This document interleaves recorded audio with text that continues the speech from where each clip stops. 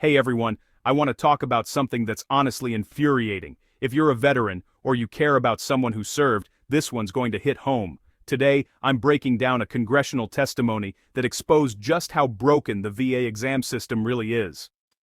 Picture this.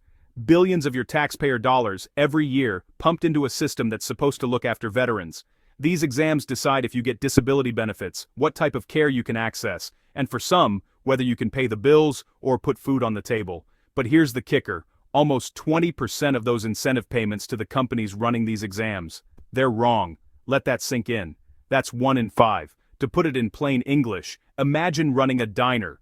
If 20% of your meals came out wrong, you'd be out of business in no time. Somebody would be shown the door, fast. But in the VA system, the stakes are even higher, because the customers are veterans.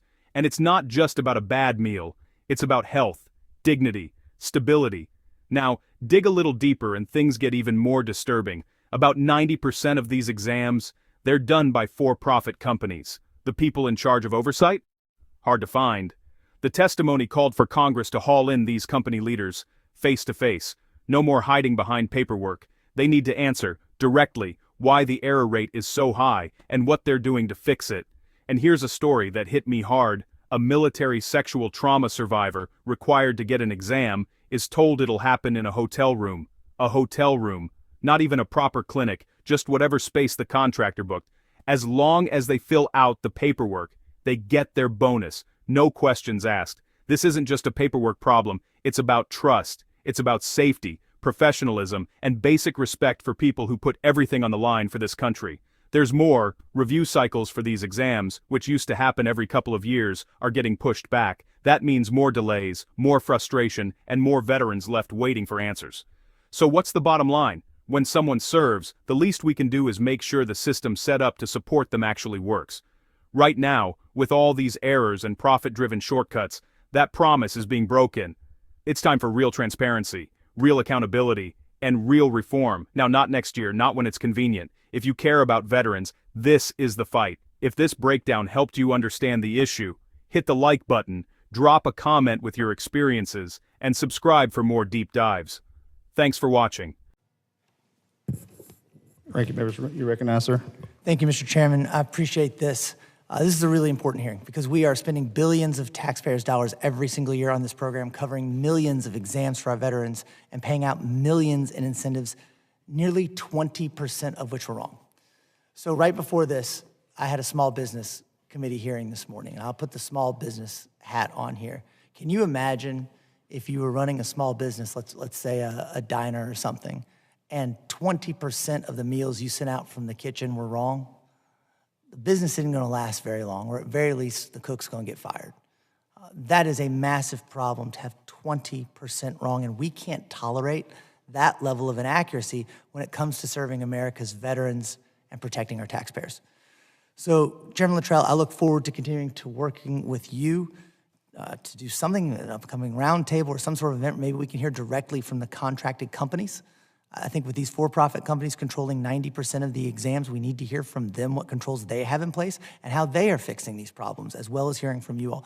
And Mr. Chairman, we have all heard concerns in this room, because this room we get together to help our veterans, about the need to sell veterans on the VA. And numerous veteran service organizations and veterans themselves have spoken to us about the challenges that veterans face with the C&P exams.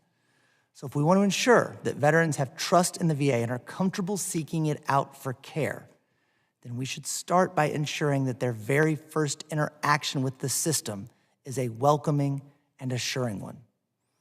I think about the veteran who's transitioning to civilian life, showing up to a compensation exam for military sexual trauma and walking into a hotel room for their exam. This might sound far-fetched, but it's happened. We are getting these stories. And yet, in that exact scenario, a military sexual trauma survivor walking into a hotel room for an exam, if the contracted provider gets the paperwork right and they get it in, they'll get their incentive pay. Is this the standard of care that our veterans should experience, or that we want to incentivize? I want to ask the contractor providers what controls they, not the VA reviewing numbers from a central office, but what controls they themselves have done to adequately ensure our veterans are safe, cared for, and being seen in an appropriate professional setting. I also want to make sure that our veterans are getting the reviews and care they need. When we hear today that reviews are moving from every 2 to 3 years, and that is, by your own testimony, worse for veterans, we have to do something about that. Let's bring in the heads of these companies. Let's get together. Let's make sure that our veterans, the men and women who were willing to sacrifice everything for our safety and security and freedom, receive the promise we gave them, that when they took that uniform off, we would take care of them. It's exactly what we want to do. It's exactly what we need to get done on this committee. Thank you, Mr. Chairman. I yield back.